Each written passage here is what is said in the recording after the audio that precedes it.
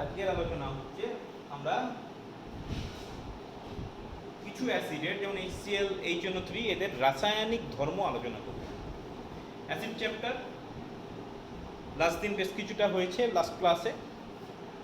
তো HCl আমরা তিনটে অ্যাসিডের কথা বলেছিলাম, তিনটে হচ্ছে মেন অ্যাসিড। একটা হচ্ছে হাইড্রোক্লোরিক অ্যাসিড সংকেত HCl, নাইট্রিক অ্যাসিড সংকেত HNO3 আর সালফিউরিক অ্যাসিড সংকেত H2SO4। আজকে আমরা মূলত HCl এবং HNO3 এই দুটো অ্যাসিডের রাসায়নিক ধর্ম করব, মানে তারা কোন পদার্থের সঙ্গে কিভাবে বিক্রিয়া করে, মূলত এটা হচ্ছে আলোচনা। তো প্রথমত বলে রাখি, যখন আমি HCl অ্যাসিড বলছি মনে রাখবে HCl অ্যাসিডের আরো নাম আছে, যেমন এটাকে বলা হয় মিউরিয়েটিক অ্যাসিড, মিউরিয়েটিক অ্যাসিড, অথবা এটাকে বলা হয় সামুদ্রিক অ্যাসিড।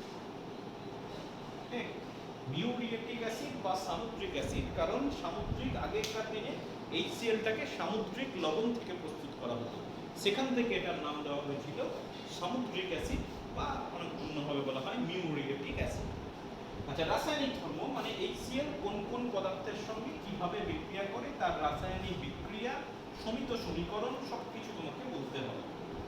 এবং এই পার্টটা সবটাই তোমাকে বলি লিখে লিখে করতে হবে, শুধু করলে হবে না, তো তার জন্য রাসায়নিক বিক্রিয়াগুলো মনে রাখা যাবে না।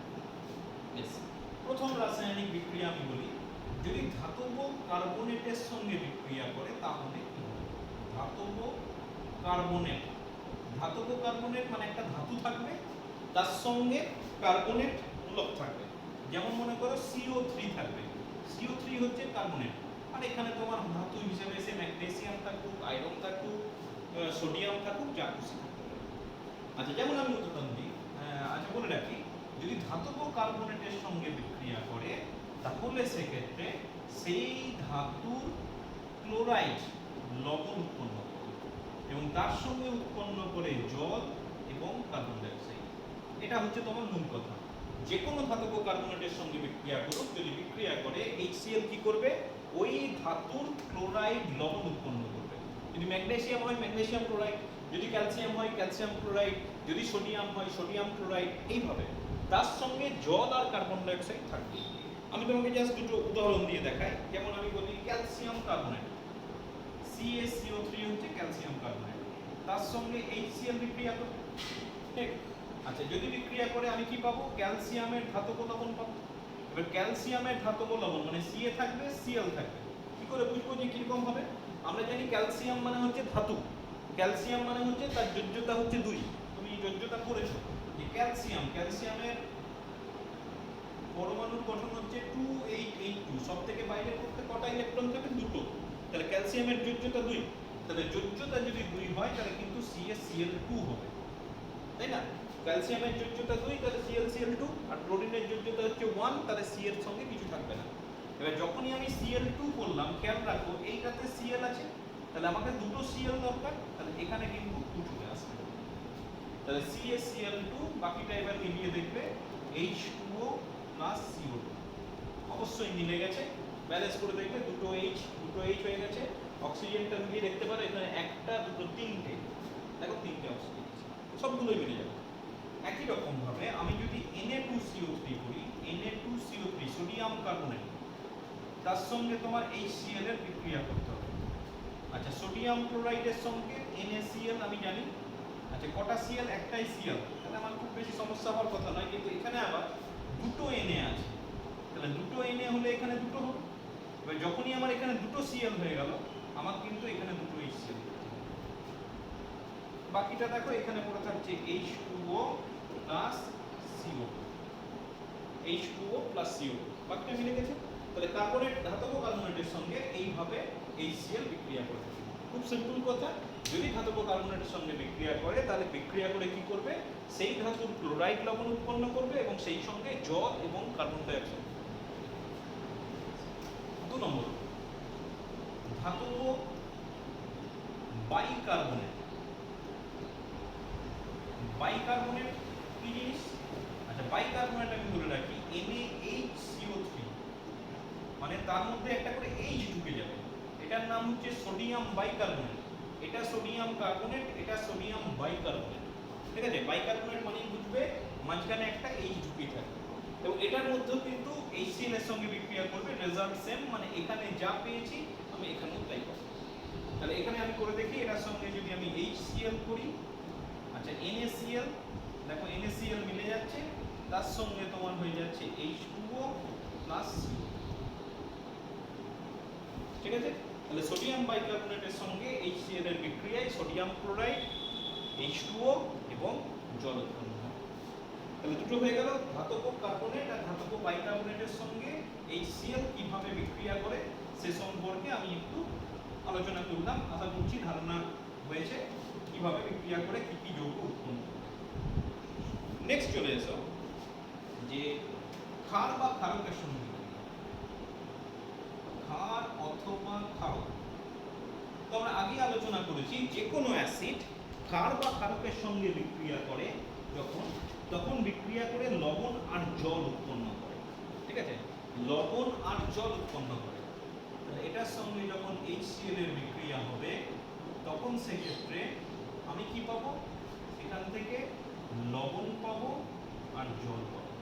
মানে জলটা তো মাস্ট, লবণ কি হবে তার উপর ডিপেন্ড করছে তুমি কি ক্ষার বা ক্ষারক ব্যবহার করছো, ঠিক?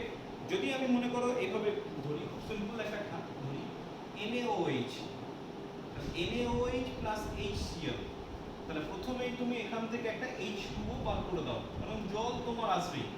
এবার H2O মানে এই একটা দুটো H নিয়ে নিলাম, O নিয়ে নিলাম, তাকে পড়ে থাকছে NaCl। অবভিয়াসলি NaCl হচ্ছে একটা লবণ, আমাদের পরিচিত খাবার নুন যেটা, সেটা হচ্ছে NaCl। আচ্ছা যদি ক্যালসিয়াম হাইড্রোক্সাইড নিই, CaOH2, তার সঙ্গে নিলাম HCl। আচ্ছা আমরা জানি ক্যালসিয়াম হলে CaCl হবে না, CaCl2 হবে, যেহেতু ক্যালসিয়ামের যৌগটা 2। তাহলে এদিকে যদি Cl2 করি তাহলে এখানে আমাকে কিন্তু Cl এর আগে 2 নিতেই হবে, তাহলে 2HCl হয়ে গেল প্লাস, আচ্ছা এখানে দুটো চারটা H আছে, চারটা H মানে তোমার হয়ে যাবে দুটো যৌগ। তাহলে এইভাবে যে কোনো তোমার ক্ষার বা ক্ষারকের সঙ্গে বিক্রিয়া করুক না কেন, এরা কি করবে? এরা বিক্রিয়া করে HCl এর সঙ্গে বিক্রিয়া করে লবণ এবং জল। নেক্সট যেটা বলবো সেটা তোমাদের জন্য ভীষণ ইম্পর্টেন্ট, মানে সব তুমি মুখস্থ করে তো করতে পারবে না, তোমাকে মনে রাখতে হবে, লিখে লিখে মনে রাখতে হবে, আর তার সঙ্গে খেয়াল রাখবে যে কিভাবে বিক্রিয়াগুলো হচ্ছে। নেক্সট চলে আসো ধাতুর সঙ্গে বিক্রিয়া, ঠিক? ধাতুর সঙ্গে বিক্রিয়া তোমাকে একটু মনে রাখতে হবে, তুমি পড়েছো তড়িৎ রাসায়নিক শ্রেণী, ধাতুগুলোকে সক্রিয়তা অনুসারে একটা শ্রেণীতে সাজানো হয় এবং সেই শ্রেণীটাকে বলা হয় তড়িৎ রাসায়নিক শ্রেণী। এখানে তড়িৎ রাসায়নিক শ্রেণীর একটা ভূমিকা আছে যদি আমি HCl এর সঙ্গে বিক্রিয়ার কথা বলি। কিরকম তড়িৎ রাসায়নিক শ্রেণী নিশ্চয়ই পড়েছো আগে। প্রথমে থাকে potassium, calcium, sodium, magnesium, aluminium, zinc, iron, tin, lead, hydrogen, silver, gold. Main ব্যাপার হচ্ছে এই পর্যন্ত, মানে আমাকে বুঝতে হবে যে যে ধাতুগুলোকে নিয়ে আমি করতে চাইছি, আচ্ছা ধাতুগুলোকে কিন্তু একদম এই অর্ডারে সাজানো হয়, আগে পরে তুললে হবে না। তড়িৎ রাসায়নিক শ্রেণীতে ধাতুগুলোকে এইভাবে সক্রিয়তা অনুসারে, মানে কিভাবে কোন অন্যের সঙ্গে বিক্রিয়া করে সেই হিসাবে তোমার সাজানো হয়েছে। সবথেকে প্রথমে কে মানে potassium, calcium, sodium, magnesium, aluminium, zinc, iron, tin, lead, hydrogen, copper, silver, gold. এবার HCl এর সঙ্গে যখন বিক্রিয়া করবে তোমাকে বুঝতে হবে যে এটা হাইড্রোজেনের উপরে আছে না হাইড্রোজেনের নিচে আছে, দ্যাট ইজ মোর ইম্পর্টেন্ট। যদি হাইড্রোজেনের উপরে থাকে তাহলে কিন্তু রাসায়নিক বিক্রিয়ার প্রকৃতি একরকম হবে, আর হাইড্রোজেনের নিচে থাকলে রাসায়নিক বিক্রিয়ার প্রকৃতি আরেক রকম হবে। কিরকম? যদি হাইড্রোজেনের উপরে থাকে যে সমস্ত ধাতুগুলো, তারা বিক্রিয়া করে কি উৎপন্ন করবে? তারা যদি তোমার HCl এর সঙ্গে বিক্রিয়া করে তাহলে সেক্ষেত্রে উৎপন্ন করবে লবণ, তো উৎপন্ন করবেই সেই ধাতু, তার সঙ্গে উৎপন্ন করবে হাইড্রোজেন গ্যাস, হবে যে কোনো ধাতু নাও না কেন। আর এটা বলে রাখি নিচে যেগুলো থাকে এটা কিন্তু লঘু HCl এর কথা বললাম, লঘু HCl এর সঙ্গে কিন্তু কোনো রকম বিক্রিয়াই হয় না, ঠিক আছে? নিচে যে ধাতুগুলো আছে সেগুলো সাধারণত লঘু HCl এর সঙ্গে কোনোভাবে বিক্রিয়া করে না। তবে হ্যাঁ, যদি অতিরিক্ত বায়ুর সংস্পর্শে গাঢ় HCl নেওয়া হয়, গাঢ় HCl নেওয়া হয় এবং সেখানে যদি বায়ুর উপস্থিতি থাকে, তাহলে সেক্ষেত্রে লবণ উৎপন্ন হবার সঙ্গে সঙ্গে H2O উৎপন্ন করে। মানে দুটো যৌগের প্রকৃতি করে দাও, ওখানে লবণের সঙ্গে হাইড্রোজেন, এখানে লবণের সঙ্গে কিন্তু উৎপন্ন হবে হাইড্রোজেন নয়, এখানে উৎপন্ন হবে তোমার জল। ঠিক আছে, মনে থাকবে হাইড্রোজেনের উপরে থাকলে হাইড্রোজেন উৎপন্ন হবেই লবণের সঙ্গে, আর হাইড্রোজেন নিতে থাকলে প্রথমত বলবে সে সাধারণ অবস্থায় বিক্রিয়াই করে না। যদি গাঢ় HCl নেওয়া হয় তাহলে অতিরিক্ত বায়ুর উপস্থিতিতে তখন দেখা যাবে লবণ এবং জল উৎপন্ন হবে। বুঝে গেল? এবার কতগুলো ধাতু নিয়ে উদাহরণ দেখা যায়। যেমন মনে করো আমি নিলাম জিঙ্ক প্লাস HCl। আচ্ছা, HCl কিন্তু এখানে মনে রাখবে লঘু HCl। আচ্ছা, কি উৎপন্ন হবে? ZnCl বলে কিছু হয় না, Zn এর যোজ্যতা 2, তাহলে ZnCl2, তাহলে এখানে 2 করতে হবে। আচ্ছা, বাকি কি পড়ে থাকবে? দেখো এখান থেকে পড়ে থাকছে হাইড্রোজেন, আর কিছু পড়ে থাকছে না। এবং হাইড্রোজেনকে গ্যাস হিসেবে বোঝাবার জন্য আমি একটা অ্যারো চিহ্ন উপর দিকে দেব। উপরে যদি অ্যারো চিহ্ন থাকে তাহলে বুঝতে হবে সেটা আমাকে গ্যাস বোঝাচ্ছে। আরেকটা উদাহরণ নেওয়া যাক, সাপোজ ম্যাগনেসিয়াম। একই রকম ম্যাগনেসিয়ামের যোজ্যতা 2, তাহলে একই রকম ভাবে বিক্রিয়া হবে, এটা হবে MgCl2 এবং তার পাশে হয়ে যাবে হাইড্রোজেন। বুঝছে? এটা নিয়ে কোনো সমস্যা নেই, যে কোনো ধাতু নিয়ে বললেও তোমার একই ব্যাপার আসতো। কিন্তু সমস্যা হচ্ছে যদি হাইড্রোজেনের নিচে থাকে। তো হাইড্রোজেনের নিচে আমি বলে রাখি এগুলো অলমোস্ট অন্য কারোর সঙ্গে বিক্রিয়া করে না, কপার বিক্রিয়া করে বিশেষ বিশেষ শর্তে। বিশেষ শর্তে বললাম প্রথমত, আচ্ছা এটাও লঘু HCl, আমি কি করলাম কপারের সঙ্গে গাঢ় HCl নিলাম আর একটু অক্সিজেন রাখলাম বায়ুর উপস্থিতিতে। বায়ুর উপস্থিতি না হলে কিন্তু এটা আবার বিক্রিয়া করে না। তাহলে Cu plus HCl plus O2। প্রথমত বলে রাখি এটা উৎপন্ন হবে CuCl2, মানে কপার ক্লোরাইড। ঠিক, কপার ক্লোরাইড। আচ্ছা, জলও উৎপন্ন হবে। এবার বলে রাখি এখানে বিক্রিয়াটা হবে 2Cu plus 4HCl, 2Cu plus 4HCl, তাহলে এটা হয়ে যাবে 2CuCl2, 2CuCl2 প্লাস 2H2। মানে একটা অক্সিজেন দিয়ে তো হবে না, দুটো আছে, তাহলে এখানে দুটো H2 তো নিতেই হবে। দুটো নিলেই দেখো চারটা H হয়ে যাচ্ছে, চারটা H হলে 4HCl, তাহলে সেক্ষেত্রে বাকিটা মেলাবার জন্য তোমার এমনি চলে আসছে। তো তোমাকে বলতে হবে যে লঘু HCl এর সঙ্গে কোনো বিক্রিয়া করে না, কিন্তু বায়ুর উপস্থিতিতে গাঢ় এবং উত্তপ্ত HCl এর সঙ্গে বায়ুর উপস্থিতিতে বিক্রিয়া করে কপার ক্লোরাইড, মানে কপারের ধাতব লবণ, এবং তোমার কি উৎপন্ন করছে? জল উৎপন্ন করছে। ঠিক আছে, এই গেল তোমার HCl এর সঙ্গে বিক্রিয়া। আরেকটা গুরুত্বপূর্ণ আছে যে শনাক্তকরণ। আমি কিভাবে তোমাকে একটা টেস্ট টিউবে মনে করো তোমাকে একটা অ্যাসিড দিয়েছে, তোমাকে বললো এটা HCl আছে কিনা, তুমি কিভাবে বুঝবে? HNO3 হতে পারে, H2SO4 হতে পারে। তো মনে রাখবে HCl এর শনাক্তকরণের একটাই উপায়, সেটা হচ্ছে সিলভার নাইট্রেট। এটার নাম হচ্ছে সিলভার নাইট্রেট। তো সিলভার নাইট্রেট দ্রবণে আমি HCl ব্যবহার করব। যখনই আমি মেশাবো কি উৎপন্ন হবে? এখান থেকে দেখা যাবে সাদা একটা অদক্ষেপ উৎপন্ন হবে।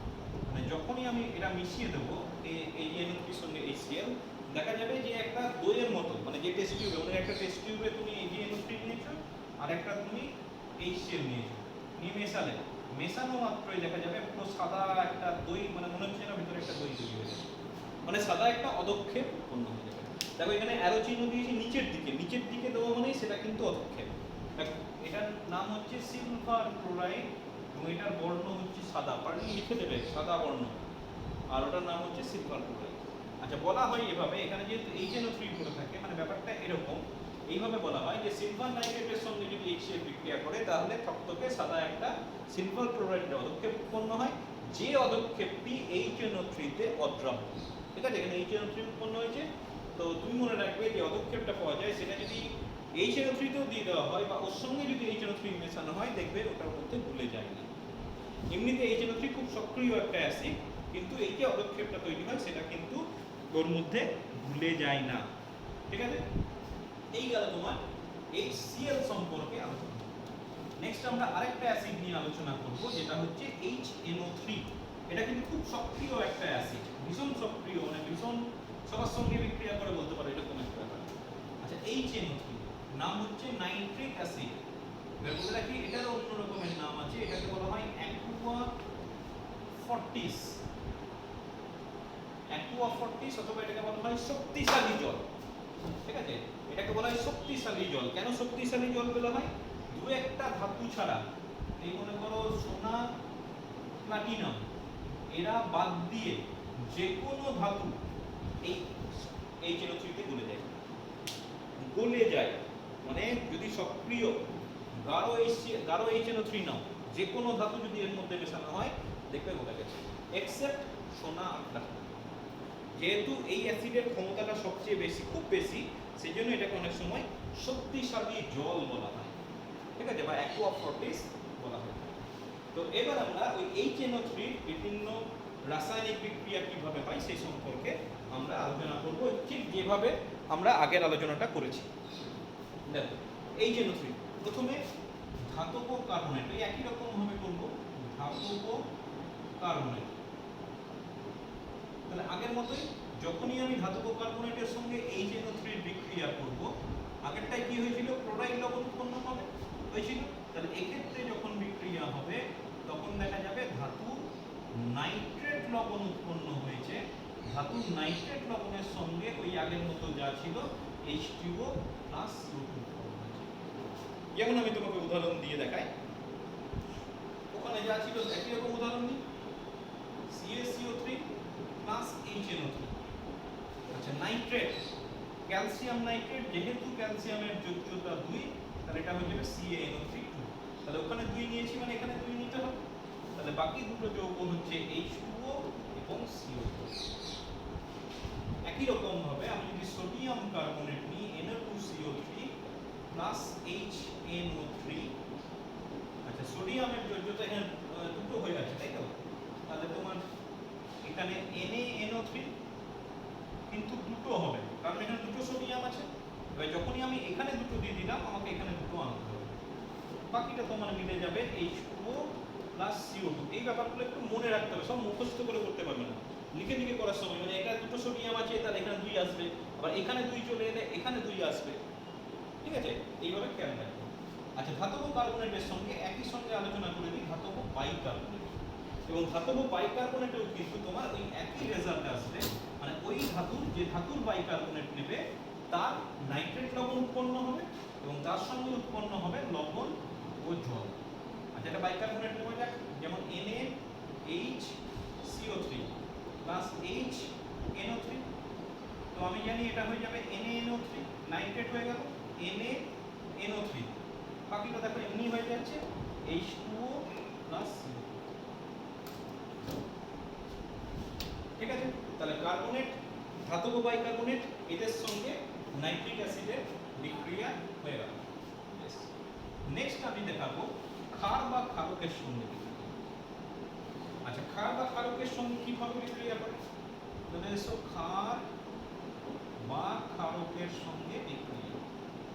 তাহলে ক্ষার বা ক্ষারক NaOH প্লাস HNO3। আচ্ছা ক্ষার বা ক্ষারকের সঙ্গে বিক্রিয়া করলে কি হবে? ওই একই রকম যে কোনো অ্যাসিড ক্ষার বা ক্ষারকের সঙ্গে বিক্রিয়া করে লবণ ও জল দেয়।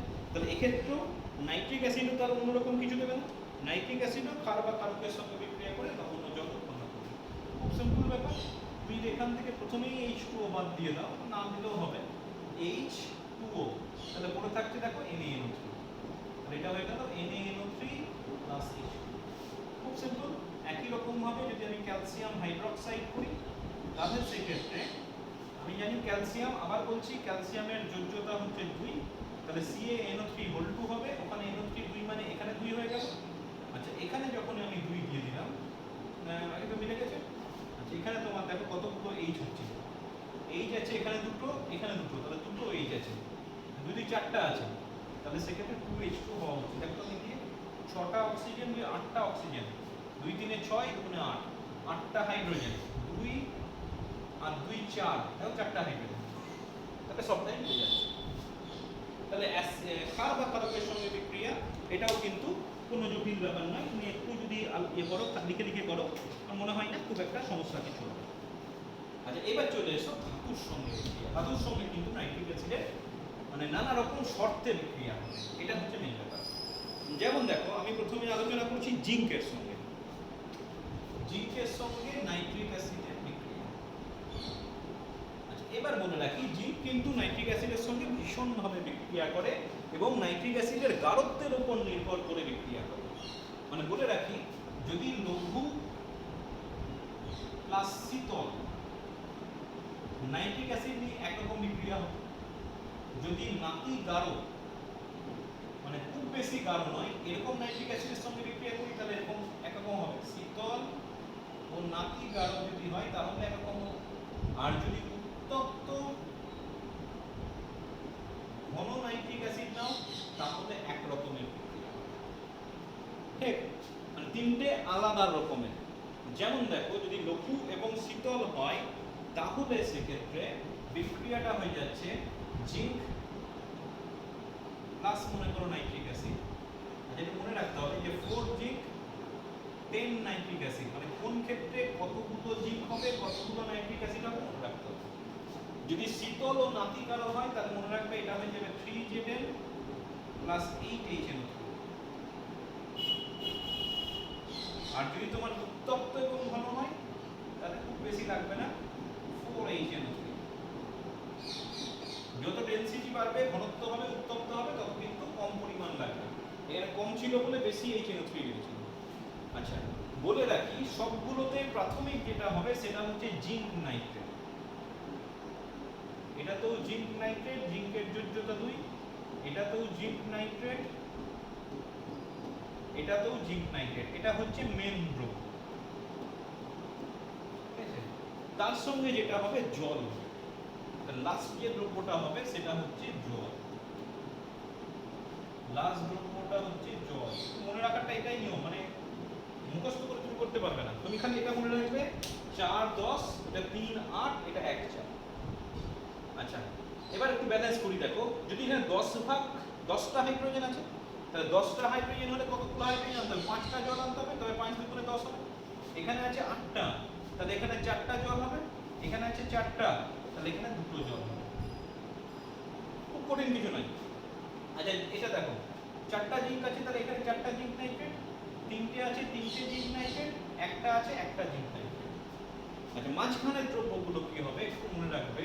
প্রথমটার ক্ষেত্রে হয় N2O, তারপরেরটার ক্ষেত্রে NO, তারপরেরটার ক্ষেত্রে NO। এটাকে বলা হয় নাইট্রাস। এটাকে বলা হয় নাইট্রাস অক্সাইড। ঠিক এটাকে বলা হয় নাইট্রিক অক্সাইড।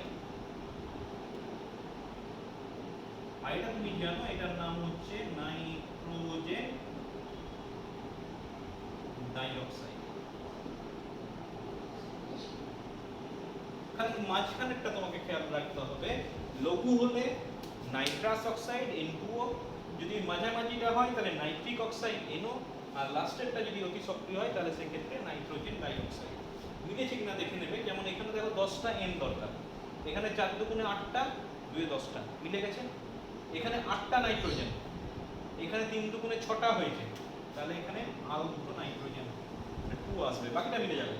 এখানে 4টা নাইট্রোজেন, এখানে 2টো, এখানেও তাহলে 2টো আসবে, বাকিটা দেখলে মিলে যাবে। ঠিক আছে, তাহলে গোটা ব্যাপারটা আরেকবার করে দিই যে লঘু শীতল নাইট্রিক অ্যাসিডের সঙ্গে জিঙ্কের বিক্রিয়া করে জিঙ্ক নাইট্রেট, নাইট্রাস অক্সাইড ও জল উৎপন্ন করে। আর নাতি গাঢ় ও শীতল নাইট্রিক অ্যাসিডের সঙ্গে জিঙ্কের বিক্রিয়ায় জিঙ্ক নাইট্রেট, নাইট্রিক অক্সাইড এবং জল উৎপন্ন করে। আর উত্তপ্ত এবং ঘন নাইট্রিক অ্যাসিডের সঙ্গে যদি বিক্রিয়া করে তাহলে জিঙ্ক নাইট্রেটের সঙ্গে নাইট্রোজেন ডাই অক্সাইড উৎপন্ন করে এবং জল উৎপন্ন করে। ঠিক আছে, আচ্ছা একই রকমের বিক্রিয়া একদম সেম টাইপের বিক্রিয়া করে কপারের সঙ্গে। মানে যদি কপারের সঙ্গে বিক্রিয়া হয় জাস্ট জিঙ্কের জায়গায় আমি কপার করে দিতে পারি, এটা কপার বাকি সব সেম।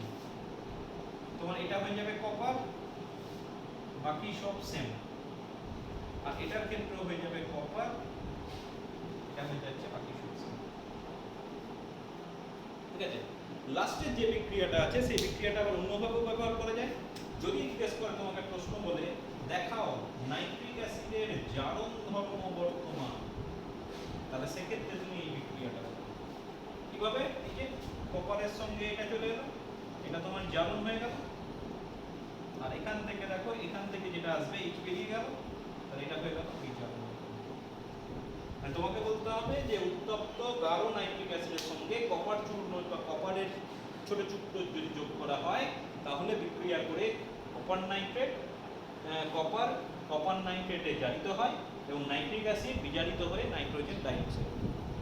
এই বিক্রিয়ার সাহায্যে প্রমাণিত হয় যে নাইট্রিক অ্যাসিডের জারণ ধর্ম আছে। একসঙ্গে তোমার গোটা ব্যাপারটাকে জেনে দিতে হবে, ঠিক আছে? আচ্ছা, আরেকটা ধাতুর সঙ্গে বিক্রিয়া আমি তোমাকে দেখাই। এটার সঙ্গে বিক্রিয়াটা একটু অন্য রকমের, ম্যাগনেসিয়ামের সঙ্গে। বলে রাখি সব বিক্রিয়ার তোকে তোমাকে লিখে যেমন এটা মনে রাখা খুব একটা কঠিন নয়। 4-10 এই অনুপাতটা মনে রাখবে, 4-10 3-8 1-4 এইভাবে তোমার অনুপাতটাকে মনে রাখবে।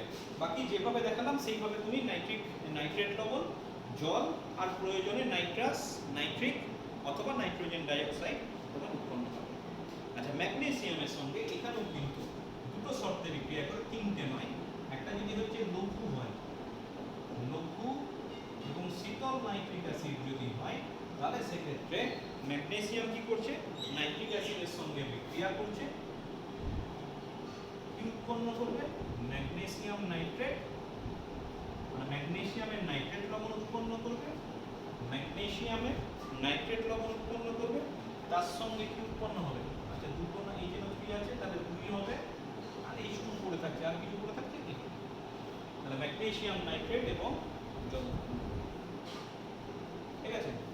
আর যদি গাঢ় এবং উত্তপ্ত হয়,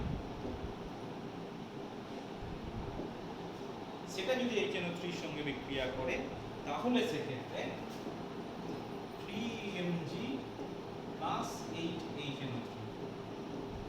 বুঝতেই পারছো 3Mg মানে এখানে 3MgNO3 হোল টু, ঠিক আছে? 3MgNO3 হোল টু, এখানে H2O হবে, কভার হবে, এখানে 8টা H আছে, 4টা হবে। আচ্ছা, 3H মানে মাঝেরটা, তুমি দেখবে একটা NO উৎপন্ন হবে। কটা? 3 গুণে 6টা NO হয়েছে, দুটো আছে, এটা নাইট্রিক অক্সাইড। তাহলে উত্তপ্ত এবং গাঢ় নাইট্রিক অ্যাসিডের সঙ্গে বিক্রিয়া করে ম্যাগনেসিয়াম নাইট্রেট, নাইট্রিক অক্সাইড এবং জল উৎপন্ন করে, ঠিক আছে? নেক্সট একটা গুরুত্বপূর্ণ বিক্রিয়ার কথা বলবো, যে নাইট্রিক অ্যাসিডের শনাক্তকরণ। মানে খুব গুরুত্বপূর্ণ একটা রাসায়নিক বিক্রিয়া। কি করতে হবে যদি নাইট্রিক অ্যাসিড শনাক্ত করতে হয়? তোমাকে প্রথমে একটা টেস্ট টিউবে প্রথমে নাইট্রিক অ্যাসিড দিতে হবে। এই একটা টেস্ট টিউব মনে করো, এখানে তুমি নাইট্রিক অ্যাসিড নিয়েছো। তারপর প্রথমেই সেটাকে যোগ করতে হবে সদ্য প্রস্তুত ফেরাস সালফেট। মানে জাস্ট তুমি তৈরি করেছো, অনেকদিন তৈরি করার নয়, সামান্য পরিমাণ, অনেক সদ্য পরিমাণ তৈরি করেছো, এরকম একটা কিছু পরিমাণ ফেরাস সালফেট যোগ করতে হবে। তারপর দ্রবণটাকে, মিশ্রণটাকে ঠান্ডা করা হবে। ঠান্ডা করার পর আরেকটা বিকারে তোমার সালফিউরিক অ্যাসিড নেওয়া আছে। সালফিউরিক অ্যাসিড নিয়ে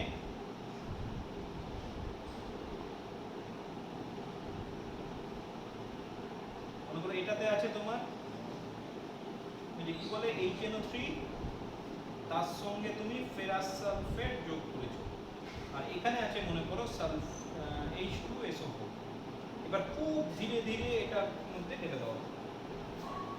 যদি ঢেলে দেওয়া হয় তাহলে ফাইনালি দেখতে পাওয়া যাবে এটা যদি তোমার গোটা টেস্ট টিউব হয়, মনে করো এতটা পর্যন্ত দ্রবণ তৈরি হয়েছে, একদম মাঝখানে একটা বাদামি বর্ণের বলয় উৎপন্ন হবে। ওই বাদামি বলয় দেখে বুঝতে পারা যায় যে ওটা হচ্ছে নাইট্রিক অ্যাসিড। আবার বলছি, প্রথমে একটাতে নাইট্রিক অ্যাসিড নিলে তার মধ্যে সদ্য প্রস্তুত ফেরাস সালফেট ঢাললে, সেটাকে ঠান্ডা করবে। তারপর আরেকটা টেস্ট টিউবে H2SO4 নিয়ে খুব ধীরে ধীরে যদি ওই দ্রবণে আস্তে আস্তে ঢালা হয় তাহলে দেখতে পাওয়া যাবে যে মিশ্রণটা তৈরি হলো, সেই মিশ্রণের একদম মাঝখান দিয়ে একটা বাদামি বর্ণের বলয় উৎপন্ন হয়েছে। এবং এই বিক্রিয়ার মাধ্যমে বুঝতে পারা যায় যে প্রথমে যে অ্যাসিডটা ছিল অবশ্যই নাইট্রিক অ্যাসিড। এটা খুব বড়সড় একটা রাসায়নিক বিক্রিয়া আছে, মনে রাখার চেষ্টা করবে। বিক্রিয়াটা আমি লিখি, যেমন প্রথমত হচ্ছে 6FeSO4 plus 3H2SO4, 6FeSO4 plus 3H2SO4 plus HNO3, মানে তোমার এই তিনটে জিনিসই আমি তোমার মেলাচ্ছি। কি উৎপন্ন হবে? এখানে উৎপন্ন হবে 3Fe2SO4 whole 3, Fe2SO4 whole 3 plus একটা উৎপন্ন হবে নাইট্রিক অক্সাইড, আর উৎপন্ন হবে তোমার জল।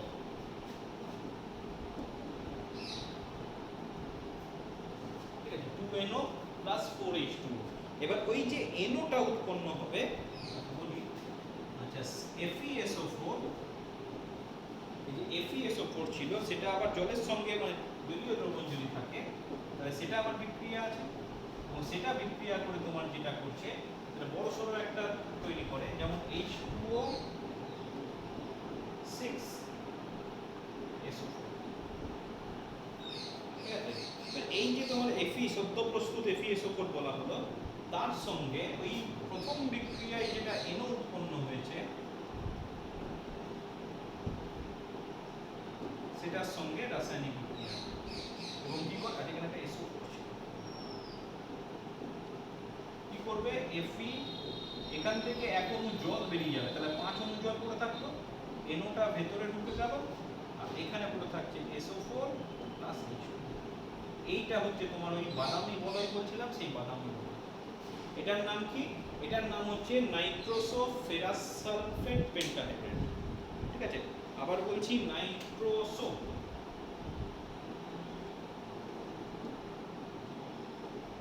ফেরাস সালফেট,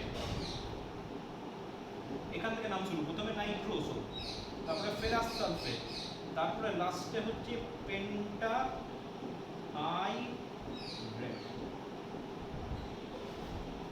ব্যাপারটা মনে রাখো, প্রথমে আমি তিনটে বিক্রিয়া করলাম, NO, এই NO-টা হচ্ছে ইম্পর্টেন্ট, সেটা আবার পরবর্তীকালে বিক্রিয়া করছে। এই যে এটা হচ্ছে সদ্য প্রস্তুত সালফিউরিক, এই যে ফেরাস সালফেট, যেটা উৎপন্ন হলো যৌগটা, সেটা এই NO-র সঙ্গে আবার বিক্রিয়া করে। এখানে 6টা H2O ছিল, দেখো একটা H2O বার হয়ে গেল, পেন্টাহাইড্রেট 5টা H2O। একটু মনে রাখার মতো 6 3 2, খুব কঠিন কিছু নয়, 6 3 2, এটা লিখে ফেললে মনে রাখবে একটা NO থাকবে। মানে এই বিক্রিয়াটা তো সহজ, মাঝেরটার সঙ্গে আবার বিক্রিয়া করবে, মনে রাখবে নামটা হবে প্রথমে নাইট্রো দিয়ে ফেরাস সালফেট, তারপর পেন্টাহাইড্রেট। ঠিক আছে, এইটা হচ্ছে সেই রাসায়নিক বিক্রিয়া যার সাহায্যে আমি নাইট্রিক অ্যাসিডকে শনাক্তকরণ করতে পারি। ঠিক আছে, খুব ভালো করে দেখে রাখবে, বিক্রিয়াগুলো তোমাকে লিখে লিখে করতে হবে, না লিখে করলে তুমি এগুলো করতে পারবে না, প্র্যাকটিস করবে ভালো করে।